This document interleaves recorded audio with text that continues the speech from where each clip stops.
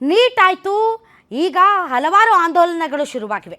ಅದರಲ್ಲಿ cost based reservation ಹಟಾವೋ ಆಂದೋಲನ ಒಂದು ಕಡೆ ಸದ್ದು ಮಾಡ್ತಾ ಇದ್ರೆ, ಇನ್ನೊಂದು ಕಡೆ ಪೆಟ್ರೋಲ್ಗೆ ಎಥನಾಲ್ ಮಿಕ್ಸ್ ತೈಲ ಏನು ಪೂರೈಕೆ ಆಗ್ತಾ ಇದೆ, ಇದಕ್ಕೆ ಸಂಬಂಧಪಟ್ಟಂತೆ ಈಗ ಅರವಿಂದ್ ಕೇಜ್ರಿವಾಲ್ ಅವರು ದೊಡ್ಡ ಮಟ್ಟದ ಹೋರಾಟ ಮಾಡೋದಕ್ಕೆ ರೆಡಿಯಾಗಿದ್ದಾರೆ. ಇವತ್ತಿನಿಂದ E20 ಪೆಟ್ರೋಲ್ ಏನಿದೆ, ಈ ಪೆಟ್ರೋಲ್ಗೆ ಸಂಬಂಧಪಟ್ಟಂತೆ ಮೈಲೇಜ್ ಕಡಿಮೆ ಆಗ್ತಾ ಇದೆ ಮತ್ತು ಆ ಒಂದು ತೈಲವನ್ನು 2023ಕ್ಕಿಂತ ಮುಂಚೆಯ ವಾಹನಗಳಿಗೆ ಬಳಕೆ ಮಾಡೋದ್ರಿಂದ ಇಂಧನದಲ್ಲಿ ಭಾಳಷ್ಟು ಏರುಪೇರುಗಳು ಉಂಟಾಗ್ತಾ ಇದೆ. ಆ ಇಂಧನದಿಂದ ವಾಹನಗಳ ಅದರ ಮೈಲೇಜ್ ಆಯಿತು ಅಥವಾ ಅಲ್ಲಿ ಒಳಗಡೆ ಇರುವಂಥ ಮಷಿನ್ಗೆ ಏನೇನೋ ತೊಂದರೆ ಆಗ್ತಾ ಇದೆ ಅಂತ ಸಾಲು ಸಾಲು ಸೋಷಿಯಲ್ ಮೀಡಿಯಾಗಳಲ್ಲಿ ವಿಡಿಯೋಗಳು ಹರಿಬಿಡ್ತಾ ಇದ್ದಾರೆ.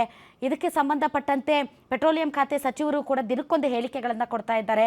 ಗಡ್ಕರಿ ಅವರು ಕೂಡ ಸದನದಲ್ಲಿ ಇಲ್ಲ, ಯಾವುದೇ ರೀತಿಯಾದಂಥ ತೊಂದರೆ ಇಲ್ಲ, ನಾವು ಭಾಳಷ್ಟು ವೈಜ್ಞಾನಿಕವಾದಂಥ ಸಂಶೋಧನೆಗಳನ್ನು ಮಾಡಿದ್ದೀವಿ, ಈ ಸಂಶೋಧನೆಗಳಲ್ಲಿ ಯಾವುದೇ ತೊಂದರೆ ಇಲ್ಲ ಅಂತ ಹೇಳ್ತಾ ಇದ್ದಾರೆ. ಎಂಜಿನ್ಗೂ ಕೂಡ ಯಾವುದೇ ತೊಂದರೆ ಇಲ್ಲ ಅಂತ ಹೇಳ್ತಾ ಇದ್ದಾರೆ. ನೀವು ಯಾಕೆ ಇದನ್ನು ದೊಡ್ಡ ವಿಷಯ ಮಾಡ್ತಾ ಇದ್ದೀರಾ, ಇದನ್ನು ರಾಜಕೀಯ ಮಾಡ್ತಾ ಇದ್ದೀರಾ ಅಂತ ಪಕ್ಷಗಳು ಹೇಳ್ತಾ ಇವೆ. ಇನ್ನೊಂದು ಕಡೆ ಪ್ರತಿಪಕ್ಷಗಳು ಇಲ್ಲ ಇಲ್ಲ ಇಲ್ಲ ಇಂಜಿನು ಹಾಳಾಗ್ತಾ ಇದೆ, ಮತ್ತೊಂದು ಕಡೆ ಈ ಒಂದು ಪೆಟ್ರೋಲ್ಗೆ ನೀವು ಬೆಲೆನೂ ಕಡಿಮೆ ಮಾಡ್ತಾ ಇಲ್ಲ, ವಾಹನ ತಯಾರಕ ಕಂಪನಿಗಳ ಮೇಲೆ ಒತ್ತಡ ಹಾಕ್ತಾ ಇದ್ದೀರಾ, ಯಾವುದೇ ರೀತಿಯಾದಂಥ ಪ್ರಾಬ್ಲಮ್ ಇಲ್ಲ ಅಂತ ಹೇಳಿಸ್ತಾ ಇದ್ದೀರಾ.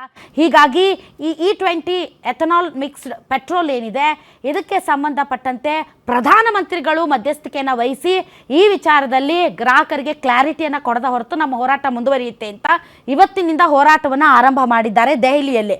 ಈ ಒಂದು ಹೋರಾಟಕ್ಕೆ ನೀವು ನಾಟ್ ಓನ್ಲಿ ಪ್ರತ್ಯಕ್ಷವಾಗಿ ಅಲ್ಲದೇ ಇದ್ರೂ ಕೂಡ ಈ ಆಂದೋಲನದಲ್ಲಿ ನೀವು ಆನ್ಲೈನ್ ಮೂಲಕ ಕೂಡ ಪ್ರತಿಭಟನೆಯಲ್ಲಿ ಭಾಗಿಯಾಗಬಹುದು ಅಂತ ಅರವಿಂದ್ ಕೇಜ್ರಿವಾಲ್ ಅವರು ಹೇಳ್ತಾ ಇದ್ದಾರೆ. ಈ E20 ಎಥನಾಲ್ ಮಿಕ್ಸ್ಡ್ ಪೆಟ್ರೋಲ್ ಏನಿದೆ, ಇದ್ರ ಬಗ್ಗೆ ಈಗಲೂ ಕೂಡ ಸತ್ಯಾಸತ್ಯತೆ ಏನು ಅನ್ನೋದು ಗ್ರಾಹಕರ ಮುಂದೆ ಯಾರೂ ಕೂಡ ಇಡ್ತಾ ಇಲ್ಲ. ಹೀಗಾಗಿ ಸಿಕ್ಕಾಪಟ್ಟೆ ಕನ್ಫ್ಯೂಷನ್ನಲ್ಲಿ ಜನ ಇದ್ದಾರೆ. ಈ ನಿಟ್ಟಿನಲ್ಲಿ ಇವತ್ತಿನ ವಿಶೇಷ ಕಾರ್ಯಕ್ರಮದಲ್ಲಿ ನಾವು ಈ ಆಂದೋಲನ, ಈ ಪ್ರತಿಭಟನೆ ಸೇರಿದಂತೆ ಎಲ್ಲ ವಿಚಾರಗಳ ಬಗ್ಗೆ ಚರ್ಚೆ ಮಾಡ್ತೀವಿ. ಇದೇ ಈ ಕ್ಷಣದ ಸ್ಪೆಷಲ್ E20 ತೈಲಕ್ಕೆ ಸಂಬಂಧಪಟ್ಟಂತೆ ಸರ್ಕಾರ ಮಣಿಯುತ್ತಾ ಇಲ್ವಾ?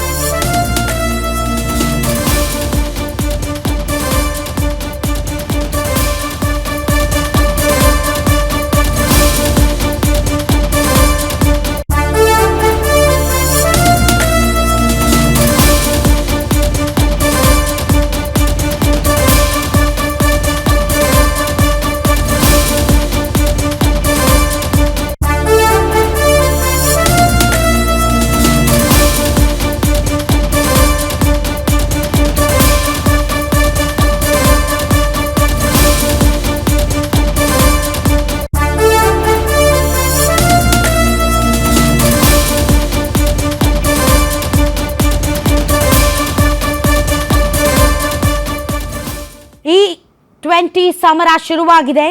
E20 ಪೆಟ್ರೋಲ್ಗೆ ವಿರೋಧ ವ್ಯಕ್ತವಾಗ್ತಾ ಇದೆ.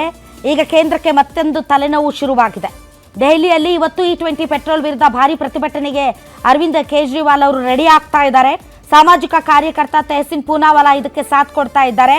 ಶಾಂತಿಯುತವಾಗಿ ಮೌನ ಪ್ರತಿಭಟನೆಯನ್ನ ನಡೆಸೋದಕ್ಕೆ ಈಗಾಗಲೇ ತಯಾರಿ ನಡೆದಿದೆ.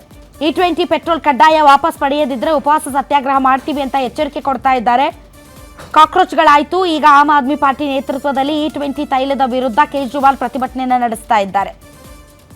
E20 ಪೆಟ್ರೋಲ್ ವಿರುದ್ಧದ ಹೋರಾಟಕ್ಕೆ ಯಾರ್ಯಾರು ಬೆಂಬಲ ಕೊಡ್ತಾರೆ ಅನ್ನೋದನ್ನ ಕಾದು ನೋಡಬೇಕಾಗಿದೆ. ನೀಟ್ ರಣಾಂಗಣದಿಂದ ತಣ್ಣಗಾಗಿದ್ದಂತಹ ದೆಹಲಿ ಈಗ E20ಯಿಂದ ಮತ್ತೆ ರಣಾಂಗಣವಾಗುವಂತಹ ಸಾಧ್ಯತೆ ಇದೆಯಾ? E20 ಪೆಟ್ರೋಲ್ ನಿಜಕ್ಕೂ ಕೂಡ ಜನರಿಗೆ ನಷ್ಟನ?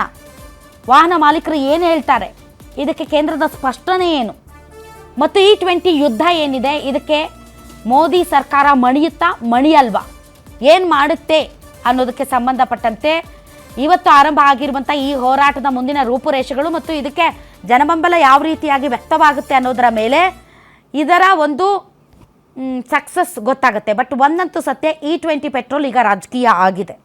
ಮುಂದಿನ ಚುನಾವಣೆಗಳಲ್ಲಿ E20ಯೂ ಕೂಡ ಒಂದು ಚುನಾವಣಾ ಅಸ್ತ್ರವಾಗಿ ಪ್ರಯೋಗವಾಗುವಂತಹ ಎಲ್ಲ ಸಾಧ್ಯತೆ ಇದೆ.